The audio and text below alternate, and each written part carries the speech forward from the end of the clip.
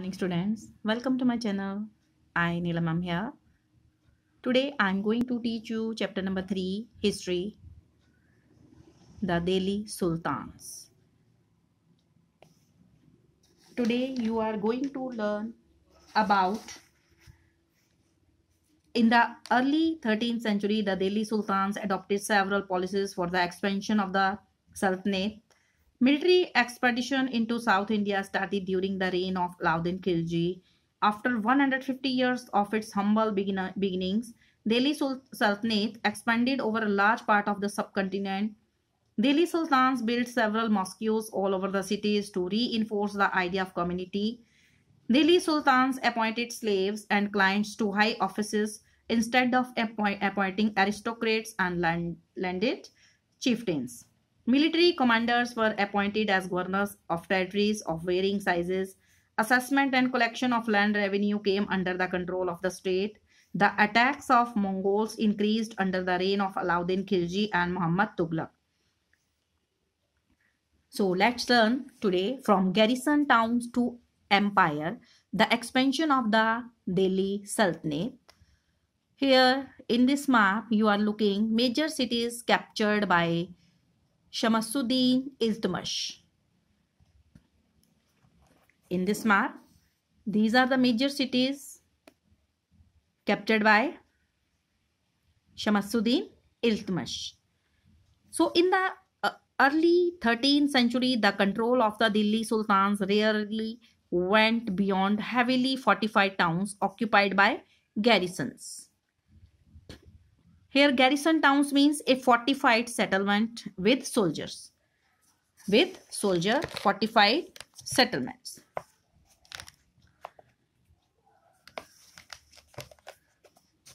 की जो टाउन्स थे जिनकी आप साइड्स पूरी चारों तरफ जिसके फोर्टिफाइड किया हो और वहां पर क्या हो soldiers for protection were appointed there. In the early year, the sultan seldom controlled the hinterlands. Hinterland means the land adjacent to a city or port that supply it with goods and services.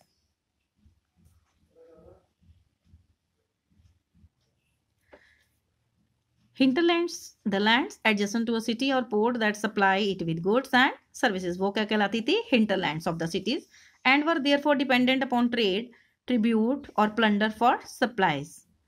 Controlling garrison towns in distant Bengal and Sindh from Delhi was extremely difficult. Rebellion, जो विद्रोही, war, even bad weather could snap fragile communication routes. Delhi's authority was also challenged by Mongol invasions. Invasions होता है Mongol की, मंगोलों ने जो लूटमार की थी from Afghanistan, and by governors who rebelled at any sign of the Sultan's weakness. The Sultanate barely survived these challenges. Its consolidation occurred during the reign of Ghiyasuddin Balban and further expansion under Alauddin Khilji and Muhammad Tughlaq.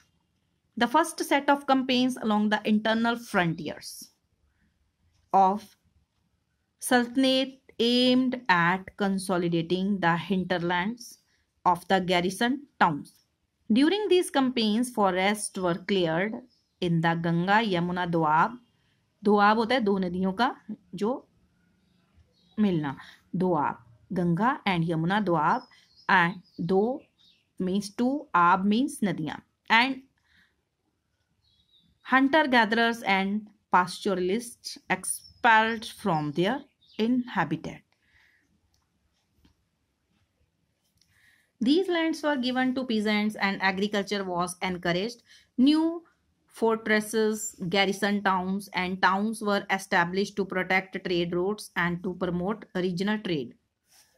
The second expansion occurred along the external frontier of the Sultanate. Military expeditions into southern India started during the reign of Alauddin Khilji. You can see in map number 3. Here, map number 3. and culminated with Muhammad Tughlaq. In their campaigns, Sultanate armies captured elephants, horses, and slaves and carried away precious metals. By the end of Muhammad Tughlaq's reign, 150 years after somewhat humble beginnings, the armies of the Delhi Sultanate had marched across a large part of the subcontinent. They had defeated rival armies and seized cities. The Sultanate collected taxes from the peasantry and dispensed justice in its realm. But how complete and effective was its control over such a vast territory? Here in map number 3, you can look Alauddin Khalji's campaign into South India. Here, this is about Alauddin Khalji's campaign into South India. From Delhi to South India, how did he capture the other parts of South India? So here question is here, but how complete and effective was its control over such a vast territory? So we can say that the Sultanate did not have complete and much effective control over such a vast territory except under the rule of Alauddin Khalji.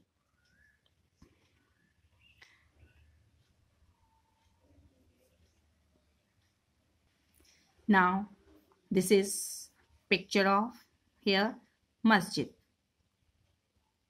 in figure number 2 here. The masjid.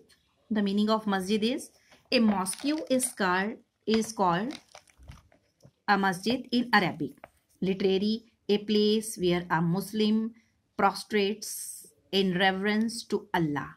In a congregational mosque, Masjid-e-Jami or Jama Masjid, Muslims read their prayers, namaz together.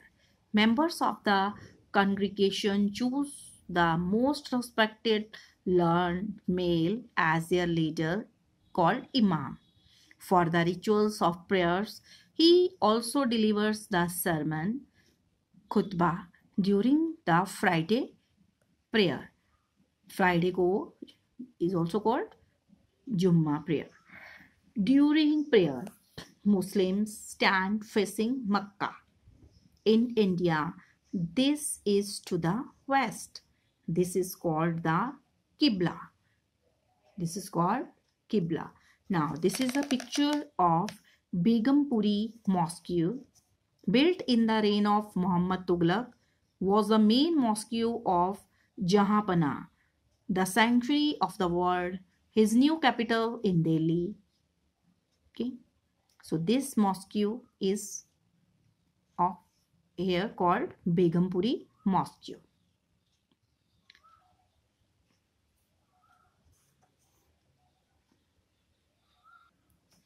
Delhi Sultans built several mosques in cities all over the subcontinent. These demonstrated their claims to be protectors of Islam and Muslims. Mosques also helped to create the sense of a community of believers who shared a belief system and a code of conduct.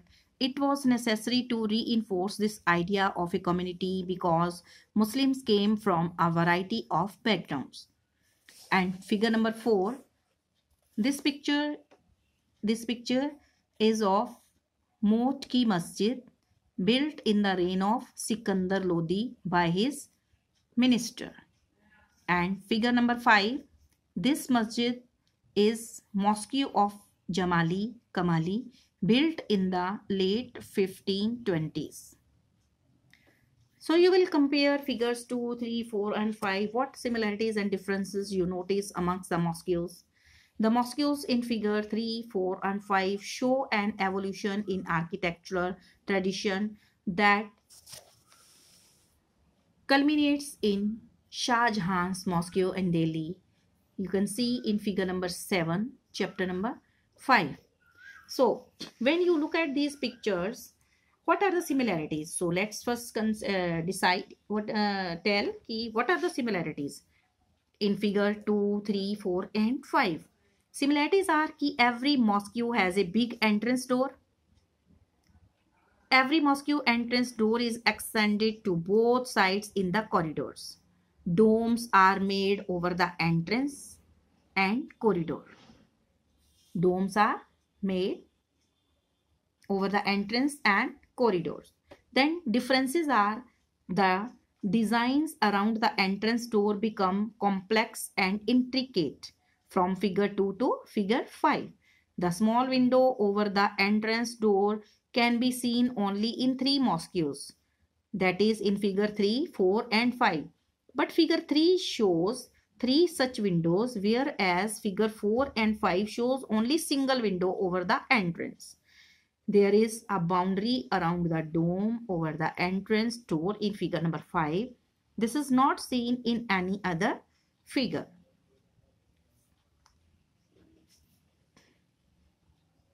Then a closer look administration and consolidation under the Khaljis and Tughlaqs. The consolidation of a kingdom as vast as the Delhi Sultanate needs reliable governors and administrators rather than appointing aristocrats and landed chieftains as governors. The early Delhi sultans, especially Iltutmish, favored their special slaves purchased for military service called Bad Badyagan. Badyagan in Persian. They were carefully trained to man some of the most important political offices in the kingdom. Since they were totally dependent upon their master, the Sultan could trust and rely upon them.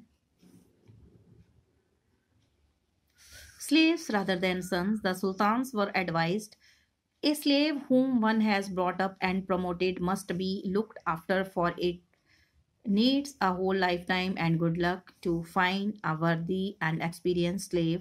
Wise men have said that a worthy and experienced slave is better than a son. Can you think of any reason why a slave जो होता है गुलाम, would be better than a son?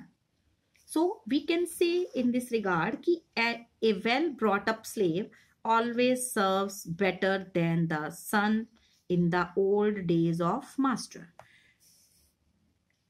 Then the Khalji and Tughlaqs continue to use Badyagan and also raised people of humble birth who were often their clients. Clients mean someone who is under the protection of another, a dependent or hanger-on. To high political positions, they were appointed as generals and governors. However, this also introduced an element of political instability. Slaves and clients were loyal to their masters and patrons, but not to their heirs. New sultans had their own servants. As a result, the accession of a new monarch often saw conflict between the old and the new nobility. The patronage of these humble people by the Delhi sultans also shocked many elites, and the authors of Persian Tariq criticized the Delhi sultans for appointing the low and base born to high offices.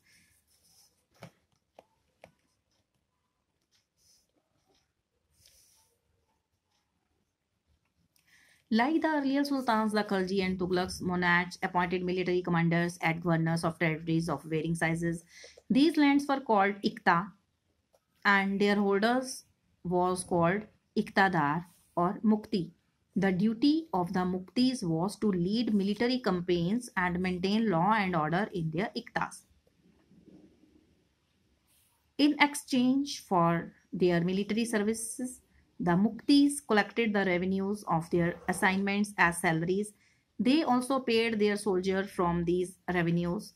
Control over Muktis was most effective if their office was not inheritable and if they were assigned iktas for a short period of time before being shifted. These harsh conditions of service were rigorously imposed during the reigns of Alauddin Khalji and Muhammad Tughlaq. Accountants were appointed by the state to check the amount of revenue collected by the Muktis. Care was taken that the Mukti collect only the taxes prescribed by the state and that he kept the required number of soldiers. As the Delhi Sultans brought the hinterland of the cities under their control, they forced the landed chieftains, the Samanta aristocrats, and rich landlords to accept their authority under Alauddin Khalji. The state brought the assessment and collection of land revenue under its own control.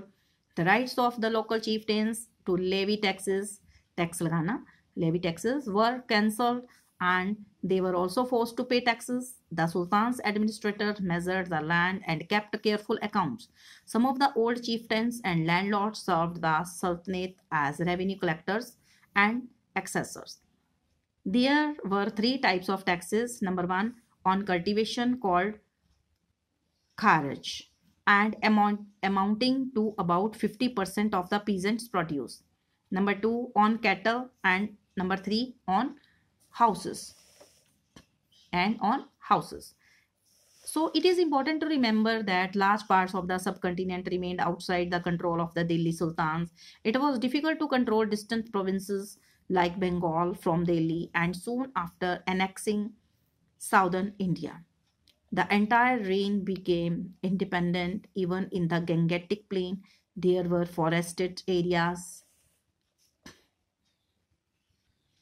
The Mongols under Genghis Khan invaded मतलब होता है लूटना, invaded Transoxiana in northeast Iran in 1219, and the Delhi Sultanate faced their onslaught soon after.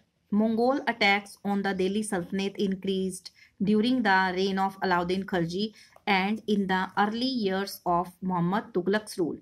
This forced the two rulers to mobilize a large standing army in Delhi, which posed a huge administration challenge. Let us see how the two sultans dealt with this. So you will read this page number here. This page number is 41. Alauddin Khalji and Muhammad Tughlaq. You will read about this here.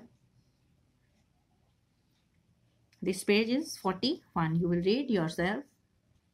After reading page number 41, you will find कि Muhammad Tughlaq's failures were sometimes forget that for the first time in the history of the Sultanate, a Delhi Sultan planned a campaign to capture Mongol territory. Unlike Alauddin's defensive measures, Muhammad Tughlaq's measures were conceived as a part of military offensive against the Mongols. The Sultanate in the 15th and 16th centuries.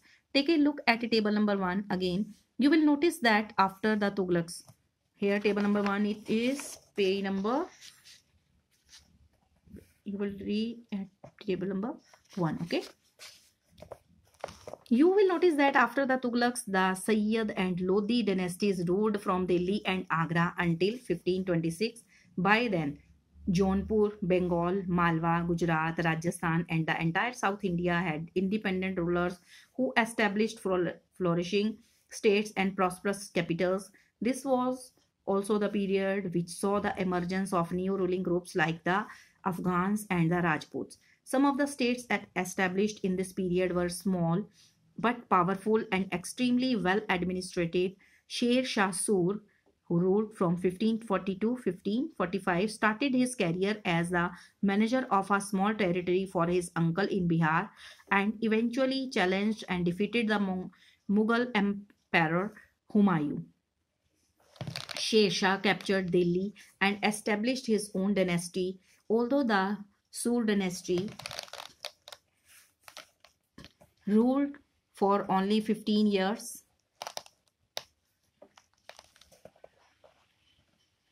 it introduced an administration that borrowed elements from Alauddin Khalji and made them more efficient. Sher Shah's administration became the model followed by the great Emperor Akbar when he consolidated the Mughal Empire. So you will read this chapter 3, the Delhi Sultans, from your book NCERT, and you have learned today about the Delhi Sultanate, expansion, controlling garrison towns, Delhi's authority was also challenged by Mongol invasions. Its expansion began during the rule of Balban, Alauddin Khilji, and Muhammad Tughlaq. By the end of the Tughlaq reign, the armies of the Delhi Sultanate had marched across a large part of the subcontinent. Then you have read about chieftains and fortifications, administration and consolidation. The rulers favored special slaves called Bandagan as governors instead of aristocrats and chieftains. Slaves were trained to man some of the important offices in the kingdom. The Khaljis and Tughlaqs also raised people of humble birth. The kings appointed military commanders as the governor of territories. The duty of the Muktis was to lead military campaigns and maintain law and order. The Delhi sultans forced the Samantas to accept their authority. Under the Khalji, the state brought land revenue under its control. Rights of the local chieftains were cancelled. Then you have read about the attacks of Mongols increased under the reign of Alauddin Khilji and Muhammad Tughlaq. Mongol attacks forced Delhi sultans to mobilize a large standing army that posed a huge administrative challenge. After the Tughlaqs, the Sayyid and Lodi dynasties ruled from Delhi and Agra until 1526. 15th and 16th century saw the emergence of new ruling groups like the Afghans and the Rajputs. So this is chapter number 3 completed today. Stay alert, stay healthy, mask yourself, stay at home during lockdown, obey your parents. Thank you. God bless you.